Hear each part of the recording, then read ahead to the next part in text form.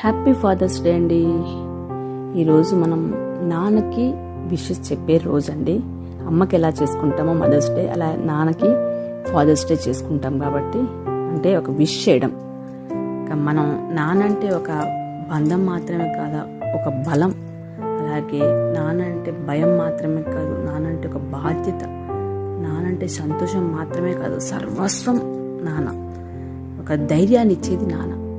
ఇంకోటి ముఖ్యమైన విషయం, నాన్నకి మనం ఇచ్చే గిఫ్ట్ ఏంటి అంటే, మనకిచ్చిన జన్మకి, మనకిచ్చిన పేరుకి సార్థకం చేసుకుంటూ, ఎక్కడా చెడగొట్టకుండా ఆ పేరు నిలబెట్టుకుంటూ మంచి పేరు తెచ్చిపెట్టడమే మనం ఇచ్చే గిఫ్ట్ నాన్నకి.